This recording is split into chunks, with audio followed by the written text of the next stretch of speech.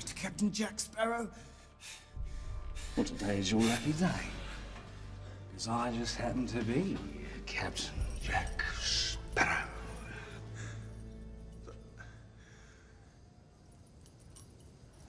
No, it can't be. I've spent years searching for...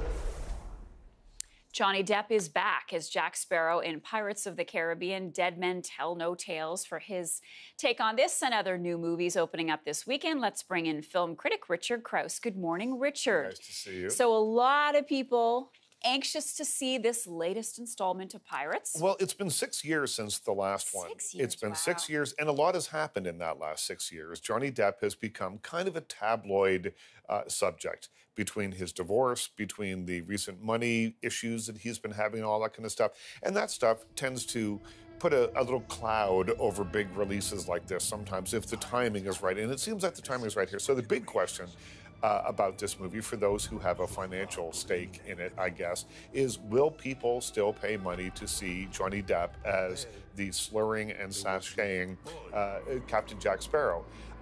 If people do go, I think that they will find that this is the best one since the first one. Really? Yeah, the middle Pirates of the Caribbean movies to me felt a little bloated, a little over long. This one is still long. It's got movie-itis. You know, more is more. And a scene that could be 2 minutes long is inevitably 5 minutes long. But Johnny gets all the big laughs in the film.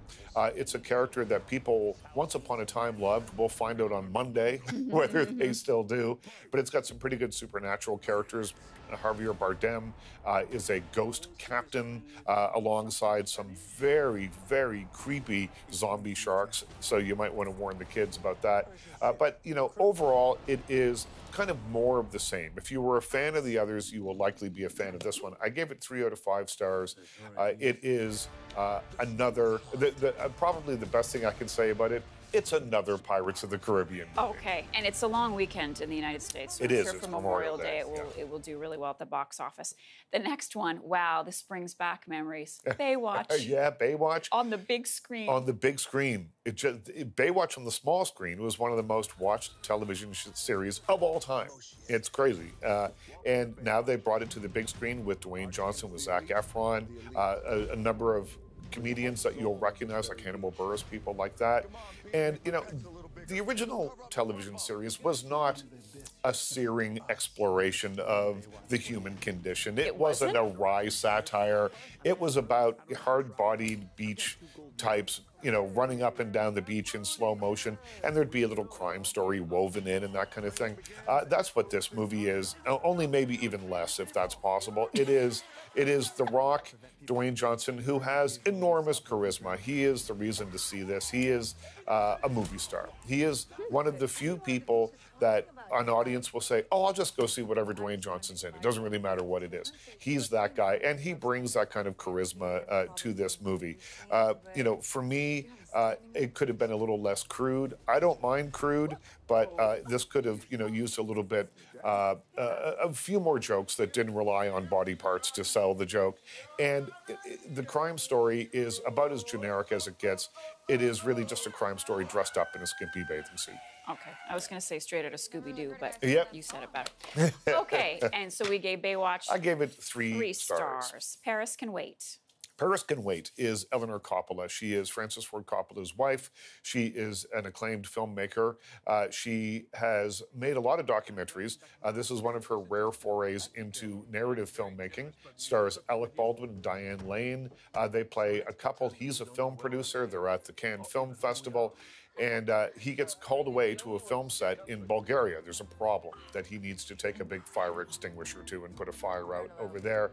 So she goes to get on the private jet that's going to take them there. She has an earache. The crew won't let her fly because it wouldn't be safe for her. His business partner says, well, I'll drive you to Paris. It'll only take 8 or 9 hours. You'll see the countryside. It'll be lovely. Who knew that he was a dawdler, someone who wants to stop and have a glass of wine, has to stop every 45 minutes to smoke a cigarette, loves to look at the scenery, has to visit friends along the way, and it turns into a 2 or more day trip. And, you know, it's a road movie. The scenery is lovely. As an ad for the French Riviera Tourist Bureau, it works really well. As a big screen experience, it works really well as an ad for the French Riviera. Do they fall in love or anything?